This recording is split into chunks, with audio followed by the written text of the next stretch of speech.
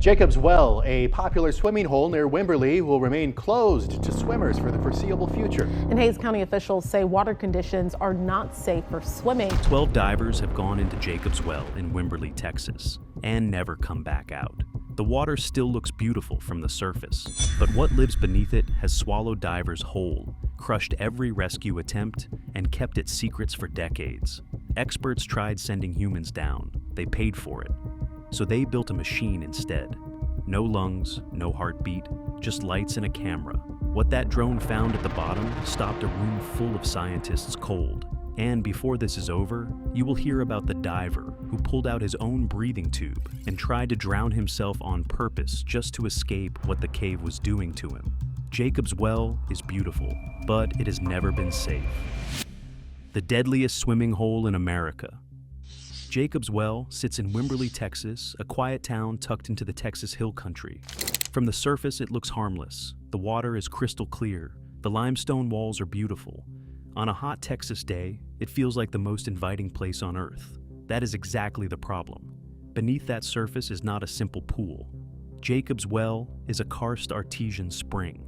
That means it was carved over millions of years by underground water slowly dissolving limestone from below, creating a network of tunnels and chambers that stretch thousands of feet into the earth. The opening you see at the surface is just the mouth. What comes after it is a labyrinth. The cave drops nearly 30 feet straight down before bending into a series of underground tunnels. These tunnels twist and narrow as they go deeper, eventually leading into chambers that divers have named themselves because no official map fully captures them. And the reason no official map fully captures them is that the cave keeps changing. Minor geological shifts in the Hill Country region have altered the internal passages over decades. Every map ever made of Jacob's Well is already partially wrong. Beneath Jacob's Well is the Trinity Aquifer, a massive underground water system that once pushed water up through the cave with enough force to shoot it 6 feet into the air at the surface. That same force is what carved those underground tunnels over millions of years. And those tunnels are what have been killing people ever since. Deep inside the cave, there are pockets of trapped air. These pockets can quietly build up carbon dioxide to dangerous levels. Carbon dioxide poisoning does not feel like suffocation. A diver breathing from one of these pockets does not gasp or panic. They simply become confused. Their thinking slows. Their sense of direction disappears. And before they understand what is happening, they cannot find the way out. They feel physically fine right up until the moment they are not. The cave floor is covered in a fine layer of sediment called silt. It looks solid, but the moment a diver disturbs it, even slightly, it explodes into a cloud that fills the water instantly. Visibility drops from crystal clear to complete darkness in seconds. One wrong kick and a diver goes from seeing perfectly to seeing absolutely nothing. In a tunnel too narrow to turn around in, that is not just dangerous, that is fatal. And then there is the pull. Divers in the third chamber have reported feeling drawn downward even when they are not kicking. This is caused by pressure differences between the cave's chambers, invisible currents that quietly work against you. It does not feel violent, it just feels like the cave wants you to go deeper. For decades, divers went in trying to understand what Jacob's Well was hiding. Most came back. Some did not. Then experts decided to stop sending people in altogether and send in something that did not need to breathe: the drone deployment and discovery. By the time experts decided to send a drone into Jacob's Well, too many people had already died trying to explore it themselves. The decision was simple: stop sending humans, send something that does not need air. The drone they deployed was a submersible machine loaded with high-resolution cameras, sonar, and floodlights strong enough to cut through the kind of darkness that exists hundreds of feet underground. A man named Mike Garfield operated it from the surface. A room full of geologists, scientists, and reporters watched the live feed on a monitor. Nobody in that room was prepared for what they were about to see. At first, the footage was stunning. The cave walls curved like ribbons of ancient stone. The water shimmered under the lights. It looked peaceful. It looked beautiful. Then the drone went deeper. In the second chamber, things began to change. The shimmer faded. The shadows grew heavier. And on the cave floor, the drone's camera picked up the first signs that this place was not just a geological feature. Scattered across the silt were personal objects: a diving fin, half buried, a detached breathing hose, a dive light lying on its side, still switched on, its glow reduced to almost nothing after years underwater. These were not rocks. These were things that belonged to people who had gone into this cave and never come back out. The drone moved into the third chamber, wider, colder, darker, and that is when the room on the surface went quiet. A glove was floating in the water, not resting on the floor, floating, suspended in the middle of the chamber like it was waiting for something. Then, for barely 1 second, something drifted through the edge of the drone's light beam. A shape, long, silent, like a hand drifting past the camera. Nobody in the room spoke. Nobody moved. The faces watching that monitor said everything. The drone kept moving and found something half buried in the gravel near the entrance to the fourth chamber. Old diving equipment, the kind that had not been manufactured in over 40 years. The divers in the room recognized the model immediately.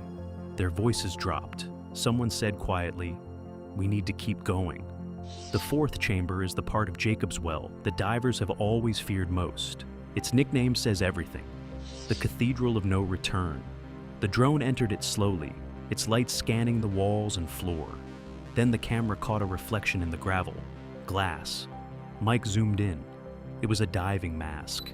The model was identified within seconds by the experienced divers watching the feed. The room fell completely silent. And then one voice said it. "That is Kent Mopin's model."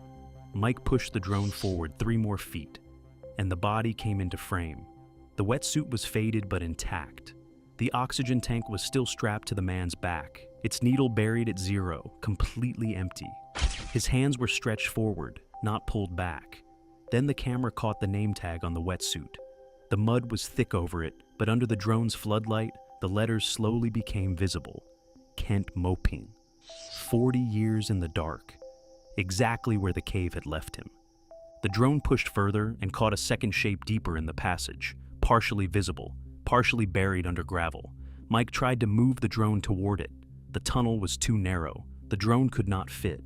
Mark Brashear appeared on camera for just a moment, half consumed by the cave floor, and then the drone was forced to reverse. He was seen. He could not be reached, not even by machine. He stayed there. In a separate chamber, the drone found 2 dive lights resting on the cave floor. They belonged to 2 divers who had entered Jacob's Well in 1965 and never came back out. The lights were dead. The batteries had been gone for decades, but both switches were still in the on position. Those men never turned their lights off. They never got the chance to. Nobody in that room was celebrating. Nobody was talking about a discovery. They were staring at a crime scene. But to understand what that drone found and why it mattered so deeply, you have to go back to 1979. Back to the night, 2 young men made a decision that the cave never let them walk away from. The deaths of Kent Mopin and Mark Brashear. Kent Mopin was not a reckless beginner. He was 21 years old and already an assistant diving instructor. That means he spent his time teaching other people how to stay alive underwater. He knew the rules of cave diving better than most people his age. He knew them because he taught them. And on the night of September 9th, 1979, he broke every single one of them. Mark Brashear was 20, a college student who had taken up diving and fallen in love with it. He looked up to Kent. He trusted him. Mark did not go into that cave because he was careless. He went in because he believed in the person leading him. That distinction matters because it tells you exactly how Jacob's Well works. It does not just take the reckless, it takes the trusting too. The group drove in from Pasadena and set up camp on the edge of a small, struggling resort a few miles outside Wimberley. There were several of them, but Kent and Mark had one thing on their minds: the fourth chamber. The part of Jacob's Well that most divers refuse to even discuss. They had been talking about it the whole drive down. That night, just after midnight, while the rest of the camp slept, Kent and Mark suited up at the edge of the well. No safety lines, no backup lights, just their tanks and their confidence. At least 4 divers had already died in the passage they were heading toward. Kent knew this. He went in anyway. That is the specific kind of dangerous thinking that only comes from being skilled enough to believe the rules were written for someone else. They entered the water and began their descent. Past the first chamber, through the narrowing second passage, into the third chamber where the walls close in and the darkness gets heavier with every foot. Then they reach the entrance to the fourth chamber, the tightest part of the entire cave system. The gap in the rock was barely wide enough for a human body. To get through it, Kent removed his tank from his back, held it in front of him, and dragged it through the gap ahead of him. Mark followed the same way. This was the point of no return. Once you were through that gap, turning around was not simple. The cave did not make it easy to change your mind. A third diver, Joe, stayed close behind them. He watched Kent and Mark disappear through that gap one after the other. He tried to get their attention before they went through. He banged his knife hard against his tank. The sound rang through the dark water. Nothing came back. He kept his light aimed into the tunnel, waiting for them to turn around. They did not turn around. They kept moving forward, deeper into the passage, until the darkness swallowed them completely. Joe made the hardest decision a diver can make. He turned back. When he surfaced, the water behind him was no longer clear. It was murky, thick with clouds of disturbed dirt and gravel. In Jacob's Well, that only happens one way. When the silt on the cave floor gets violently kicked up, when someone panics, or when something shifts suddenly underground. Joe looked at that dark water and understood. The cave had hidden what just happened. It had erased the evidence in real time. He waited at the surface. He watched the water. Kent and Mark did not come up. When the drone found Kent Mopin's body 40 years later, his hands were still stretched forward, not pulled back toward the exit. Forward. He had died going deeper, mid-reach, exactly where the cave had stopped him. Jacob's Well did not catch Kent Mopin off guard. It caught him at the exact moment his confidence became bigger than his judgment. Rescue teams were called before dawn. The search began.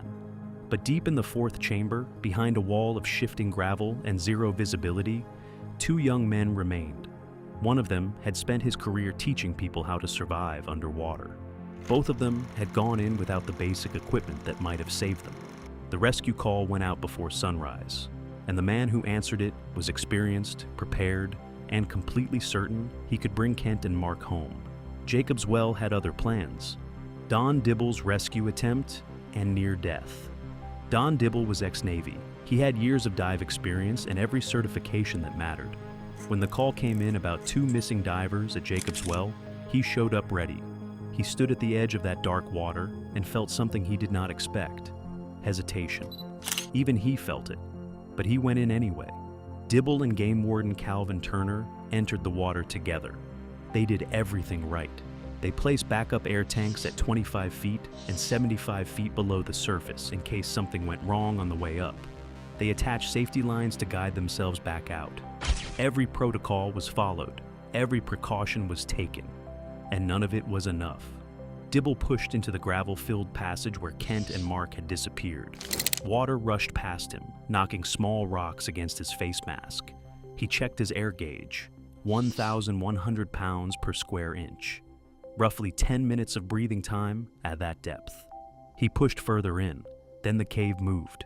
Without any warning, the gravel around him shifted, not slowly, fast and heavy, like a jaw closing.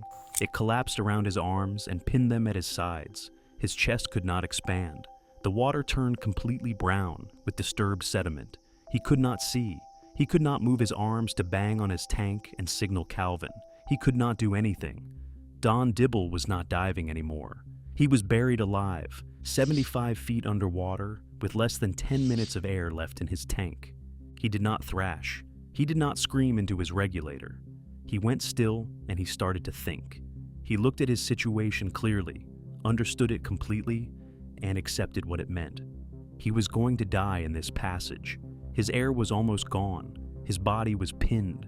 Nobody was coming in time. So, he made a decision. He reached with his fingers, the only part of him that could still move, and pulled his regulator out of his mouth. Then he began swallowing water. He was trying to drown himself deliberately. Not because he had given up on life, but because he did not want to thrash and panic at the end. He did not want the people above to watch his body convulse. Even in that moment, with the cave crushing him, He was trying to protect someone else from the experience of watching him die. Then his body overruled him.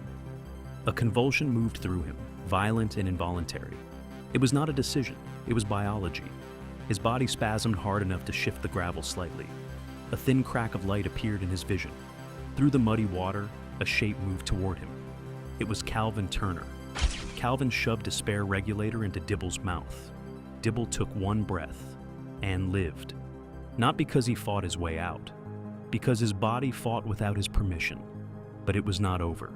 As Dibble rose toward the surface, the air he had swallowed began expanding inside him. At depth, pressure keeps air compressed. As he ascended and the pressure dropped, that air expanded rapidly inside his stomach. By the time he broke the surface, his abdomen was grotesquely swollen. He left the hospital with $8,000 in medical debt and no insurance. The diving community raised money for him. They organized fundraisers and an underwater film festival just to help cover his bills. People who barely knew him showed up. And then, after all of it, Don Dibble went back to Jacob's Well. He carried 80-pound bags of cement down into the cave and built a concrete barrier with his own hands across the entrance to the fourth chamber, the same passage that had buried him alive. He sealed it shut so it could not do the same thing to anyone else. But the barrier did not bring Kent and Mark home, and their families were not prepared to accept that the cave had simply won. So they called in someone who had known Jacob's Well his entire life, someone who thought that made him ready. It did not. The recovery mission. Don Broad was 46 years old, and he had grown up near Jacob's Well. As a teenager, he built his own scuba gear from scratch just so he could explore it. He had spent hours inside that cave, finding old artifacts on the floor, a wooden water wagon, rusted horseshoes, objects people had dropped and forgotten over generations. He knew this place, or he believed he did. When Broad geared up and dropped into the water, he went straight for the tunnel leading to the fourth chamber. And when he got there, something stopped him cold. A light was glowing in the passage, not his light, a separate independent source sitting in the gravel. It belonged to one of the missing divers. It had been down there since the night Kent and Mark disappeared, and it was still on, still pointed forward into the dark, as if the man who dropped it was still somewhere ahead, still diving. Broad looked at that light and understood exactly what he was looking at. This was not a dive site. It was a grave. The families of Kent Mopine and Mark Brashear were not willing to leave their sons in that grave. They spent whatever they had. They hired the Schaefer Diving Company, a professional recovery outfit, with the equipment and experience for exactly this kind of work. A flatbed truck rolled into Wimberley carrying a mobile recompression chamber, the kind of pressurized unit used to treat injured divers in the field. The families had brought the machinery of survival to a place that had already made its decision. Louis Schaefer himself took the first dive. He was a professional who had seen difficult underwater environments his entire career. He descended to the fourth chamber, reached the blocked passage, and looked at what the cave had done. His voice came through the radio above the surface. 3 words: God Almighty. He was not swearing, he was stunned, and everyone on the surface understood immediately that what was down there was worse than they had prepared for. The operation began in full. A massive suction hose was fed 60 feet down into the cave and used to pull gravel out from the blocked passage, dumping it into the creek above. Larger rocks were grabbed by hand and loaded into sacks, hauled up one by one from the darkness. It was brutal, dangerous, and relentless work, and it was being done by people who understood they were trying to bring 2 young men home to their mothers. Then the cave fought back. Every foot of gravel they cleared, more slid in from above to replace it. The same shifting sediment that had killed Kent and Mark was now being used against the people trying to retrieve them. Hours of work were erased in seconds. The passage would not stay open. The cave kept closing it. The money ran out. Professional diving operations are expensive. The families had given everything they had. Some volunteers stayed out of guilt. Others stayed because walking away felt like abandoning the 2 men still lying in the passage below them. A Texas state senator named Cadet Brooks got involved and brought in a second professional team from a company called Brown and Root to assess the situation and offer a fresh perspective. Brown and Root examined everything. They reviewed every attempt, every measurement, every risk, and they came to a cold, formal conclusion. The danger was too high. The passage could not be cleared without killing more people. The well would not give up its dead. 12 days after Kent Maupin and Mark Brashear went into the fourth chamber, the mission ended. Not with success, with surrender. 2 young men, one of them a certified diving instructor, were officially declared unrecoverable. The equipment was loaded back onto the truck. The families went home without their sons. And Jacob's Well went quiet again, exactly as it always had, looking peaceful and clear from the surface. While beneath it, in the dark, nothing had changed at all. But even after the surrender, even with 2 men sealed inside it, Jacob's Well was not finished changing. Something deeper was happening beneath the surface, and it was making everything worse. 2 wells, 1 name, 1 darkness. Jacob's Well was not always quiet.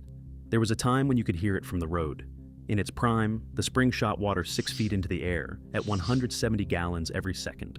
The force was so strong that early divers could not even enter it.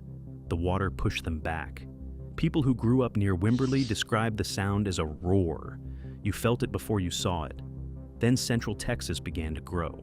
Homes, businesses, and farms all drew from the Trinity Aquifer, the same underground system that powered Jacob's Well from below. A company called Aquatex, operating under a larger corporation named Essential Utilities, was pulling heavily from the aquifer to supply the growing region.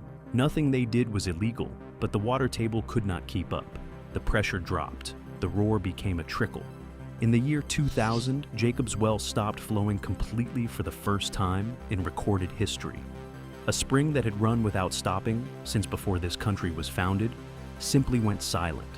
It returned eventually, then stopped again in 2008, then 2011, then 2013, then 2022.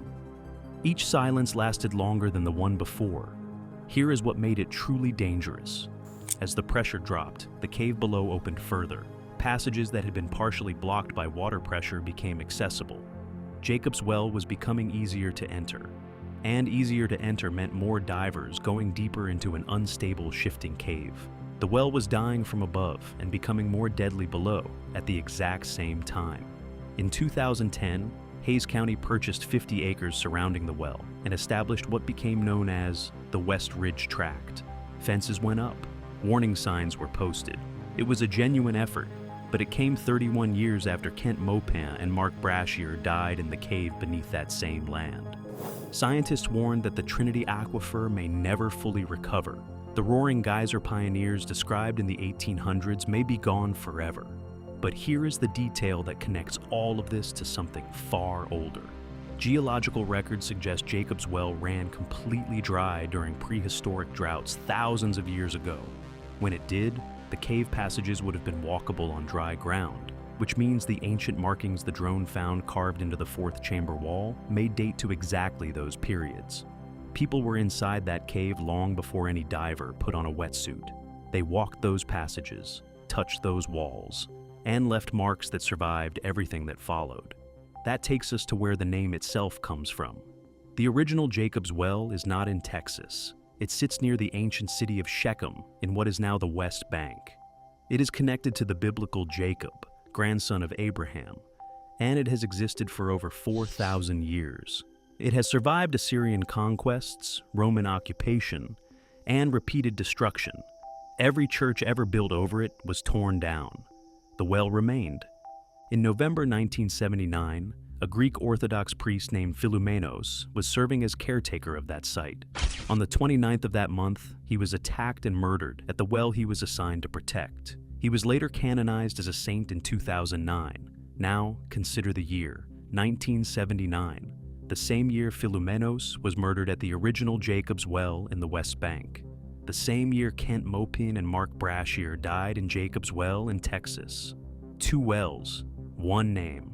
Both took lives in the same 12 months. Different places, different centuries, same name, same darkness.